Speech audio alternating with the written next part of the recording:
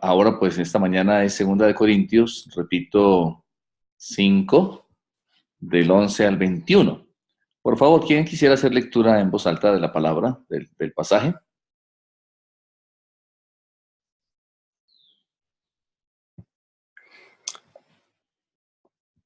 Ok. Segunda de Corintios 2, 5, 11 nos habla acerca de la reconciliación con Dios. Dice, Sabemos que hay que obedecer y adorar a Dios, por eso tratamos de convencer a los demás para que crean en Él. Dios nos conoce muy bien y espero que también ustedes nos conozcan. No estamos tratando de impresionar al hablar bien de nosotros mismos. Lo que queremos es darles una razón para que se sientan orgullosos de nosotros. Así también, cómo responder a los que se creen importantes y que en realidad no lo son. Si acaso estamos locos, lo estamos por querer servir a Dios. Y si no lo estamos, es para el bien de ustedes.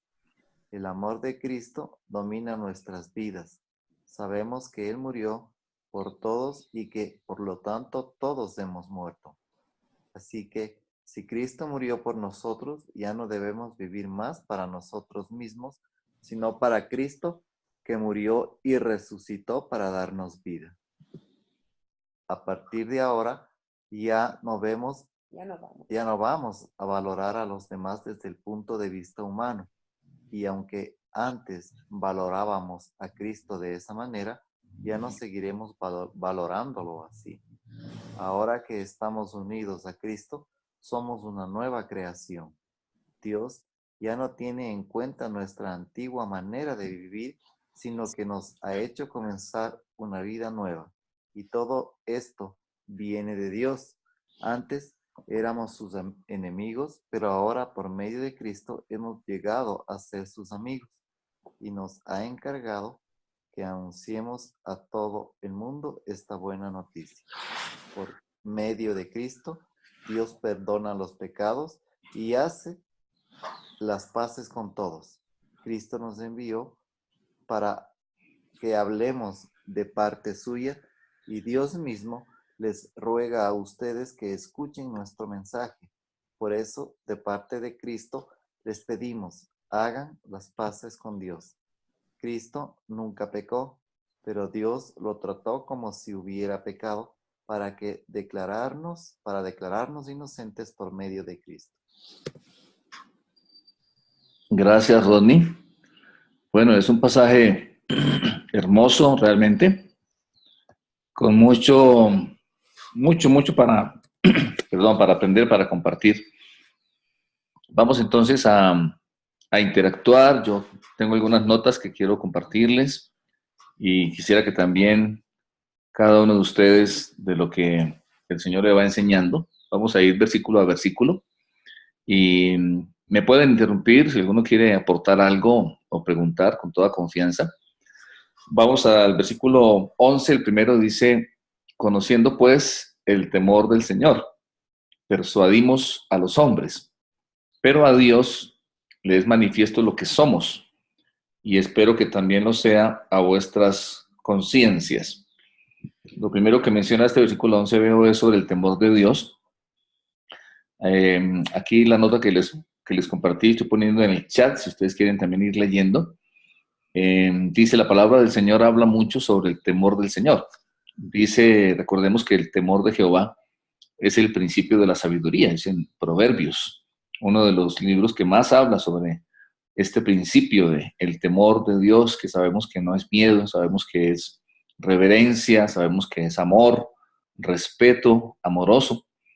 Hay algunas filosofías hoy, en especial de las de tendencia liberal, corrientes que se ven hoy en día a un medio de la iglesia, que dicen, por ejemplo, bueno, uno no necesita temer a Dios, Dios es bueno, es dulce, es amable y tierno, y uno solo tiene que recordar eso y tratarlo a Dios de cualquier manera que uno quiera, como que se enfatiza en aspectos que efectivamente es cierto, Él es amoroso, Él es bueno, Él es tierno, compasivo, misericordioso, Él nos perdona, Pero también dice, por ejemplo, en Hebreos 10:31, horrenda cosa es caer en manos del Dios vivo. También encontramos en la misma palabra de Dios en la Escritura muchos textos donde hablan de que Dios también es justo, de que Dios también corrige, disciplina. Evidentemente siempre lo hace también en amor y misericordia, pero no podemos tampoco perder ese aspecto, esos aspectos del carácter de Dios y sobre todo de parte nuestra hacia Él la reverencia, el respeto. Otra nota que puse aquí dice, hoy en muchos lugares le están dando a las personas o las congregaciones lo que podemos llamar pan sintético, el pan espiritual, la palabra de Dios a las personas. Se está presentando un evangelio, digamos, lindo, brillante, pero sin un contenido adecuado. Dios en la palabra se nos habla, se nos muestra que es un Dios santo, que es justo, Él nos ama, quiere salvarnos efectivamente, pero si nosotros no hacemos las cosas como Él quiere, si no lo agradamos, pues entonces algún rato estaremos en juicio o bajo juicio, ¿verdad? Conociendo pues el temor del Señor, dice aquí Pablo en el versículo 11, persuadimos a los hombres. Entonces un poco veo yo que empieza enfatizando, hablando acerca de este aspecto del carácter de Dios. El versículo 12, lo leo de nuevo, dice, no nos recomendamos pues otra vez a vosotros, sino os damos ocasión de gloriaros por nosotros, para que tengáis con qué responder a los que se glorían en las apariencias y no en el corazón. En ese mismo contexto, Pablo dice que no nos recomendamos a nosotros mismos, es decir, no estamos tratando de ser populares. Si es que estamos sin Cristo, una persona sin Cristo, pues está camino al infierno y es un pecador y necesita al Señor Jesús como Salvador. Cuando hablamos de esto, quizá decir esto no es muy popular, no es muy agradable, pero es lo que la Biblia dice. Así que tenemos que enseñar lo que dice la palabra de Dios.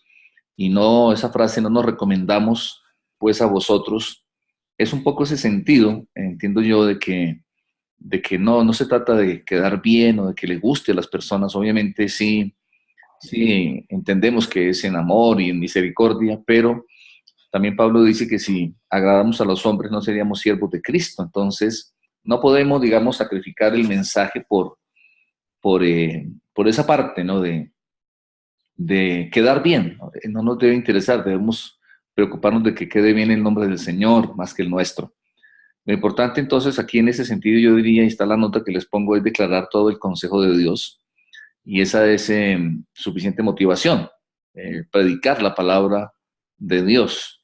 Eso es lo que si hacemos hoy puede despertar a la iglesia o a las iglesias que muchas veces pueden estar un poco, digamos, dormidas, ¿verdad? El versículo 13 dice, porque si estamos locos es para Dios y si cuerdos para nosotros. El apóstol de una manera muy interesante aquí inclusive dice que sí, puede ser que inclusive parezcamos locos en un momento determinado, puede que nuestra manera de vivir, y seguramente que así lo es, nuestra manera de pensar, pues a la gente no le agrade, ¿verdad? Esa manera de pensar, no estén muy de acuerdo con nosotros. Y lo vemos hoy en día, cuando por ejemplo hoy en día hablamos de la ideología de género, cuando hablamos en contra de injusticias, muchas veces no es tan popular esto, ¿verdad? Pero no estamos llamados precisamente a eso, a pensar en lo que sea agradable o no, sino en lo que es correcto. Entonces, un poco eso. Puede ser, claro, a la gente le parece locura. Eso es lo que dice aquí, ¿no? Aquí el apóstol Pablo dice que a la gente le puede parecer eso, y seguramente que lo es. Yo creo que si en un momento determinado estuviéramos como muy, ¿qué digamos?, adecuados, le gustáramos mucho digamos, al mundo como tal, seguramente será porque estamos desfasados para Dios, más bien, ¿verdad? Entonces, ese es otro aspecto del versículo 13. De hecho, Ricardo, si me permite, Claro, un sigue. poco la idea es efectivamente que es preocupante si no estamos un poco locos, porque el mundo natural está loco. O sea, desde la realidad espiritual, ¿no es cierto?, dando preeminencia a lo material, dando preeminencia al egocentrismo. Si nosotros fuéramos acorde a ese sistema, estaríamos locos, o sea, tenemos que estar locos o en contra de ese sistema egocéntrico, materialista, ¿no es cierto? De hecho, Jesús vino a romper los esquemas, ¿no? Cuando decía, ustedes han dicho que ojo por ojo y diente por diente, pero yo vengo y digo que amen a vuestros enemigos.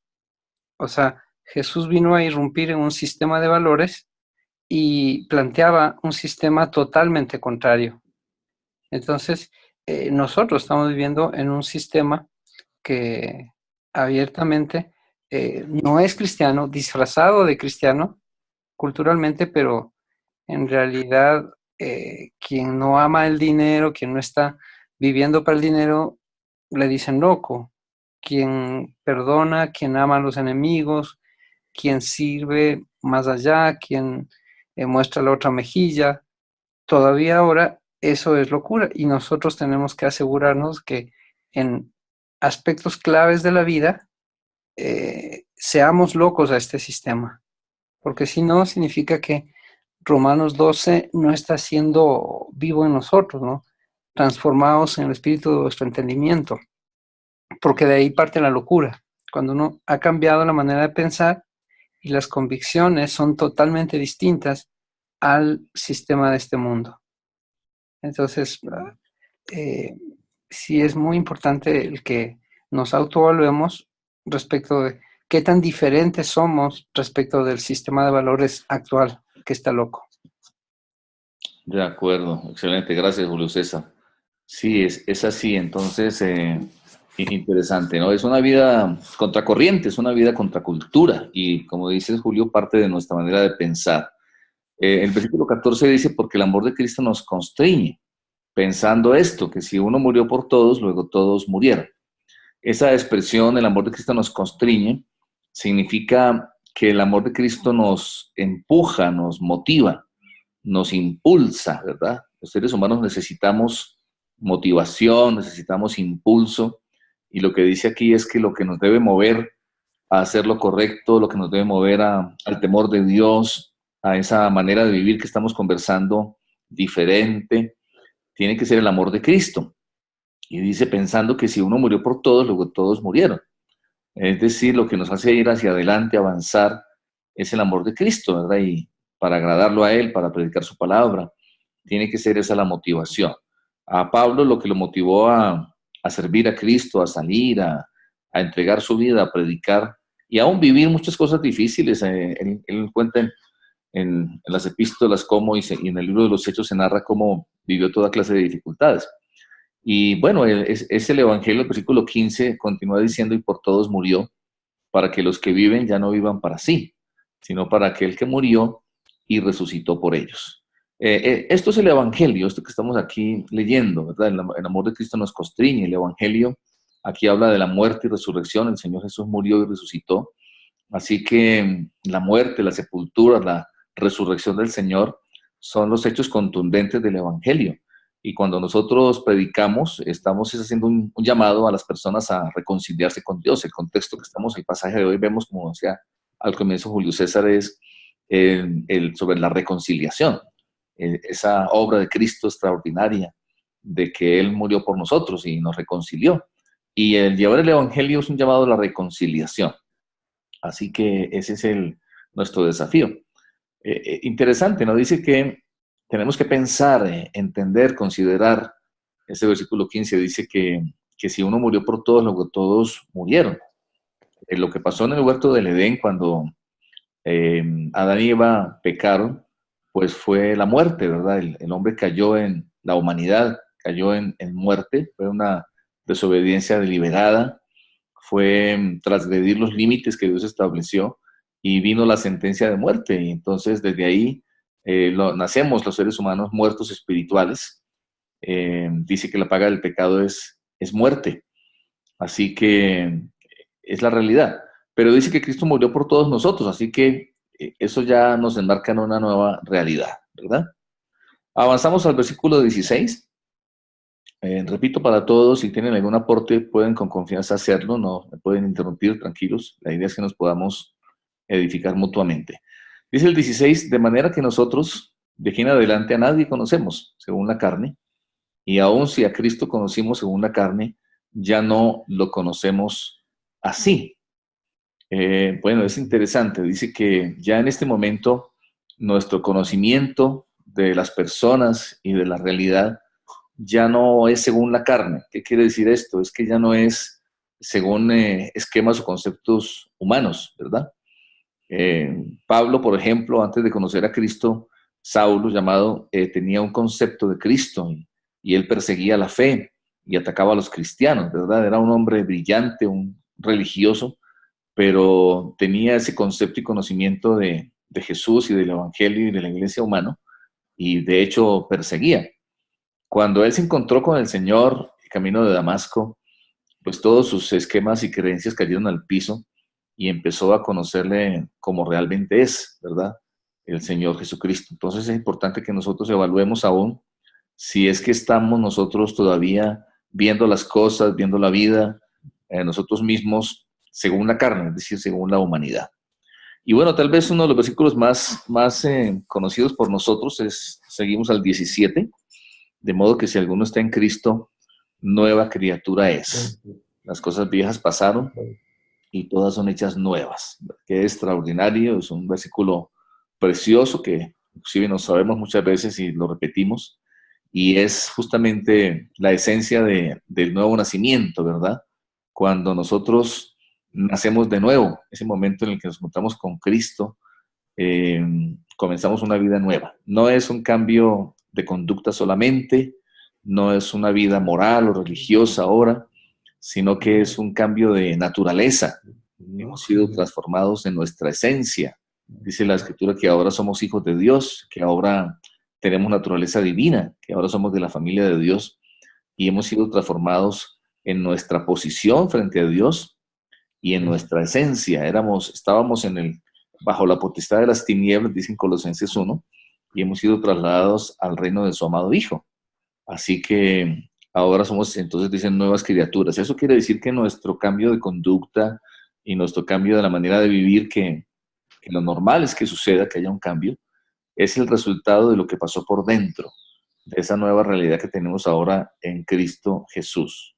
Entonces es importante cada día mirar, ¿no? No podemos seguir todavía con los viejos hábitos, con los viejos esquemas, con la antigua manera de pensar, de hablar o de vivir, sino que tenemos que vivir lo que somos.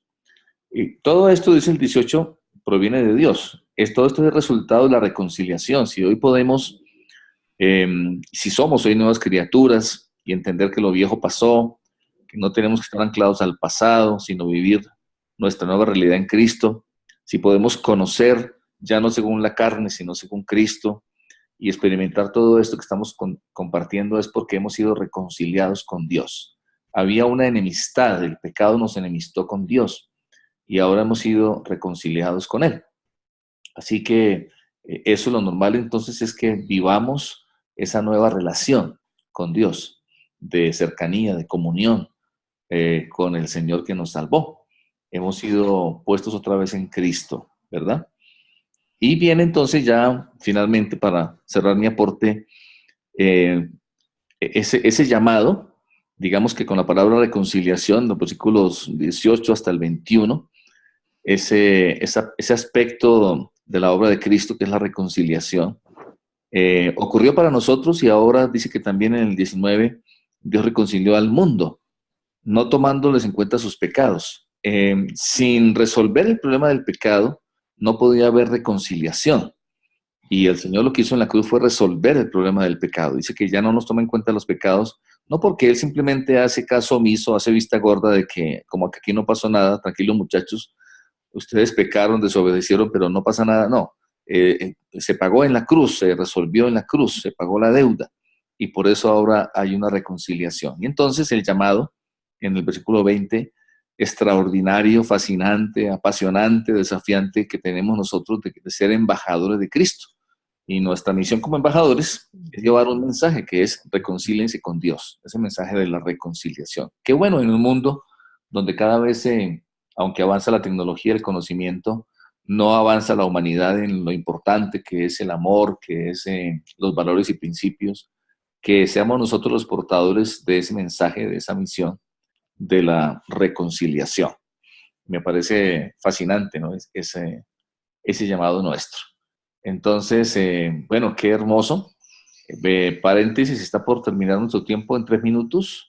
Recuerden que en este mismo número de sala nos reconectamos inmediatamente. Con el mismo número pueden volver a ingresar tan pronto como se nos desconecte la comunicación. Bien, por favor, si tenemos más aportes, me gustaría que los que deseen compartir lo pueden hacer. ¿Qué más aprendemos en este precioso texto de la Escritura? ¿Qué más nos enseña el Señor?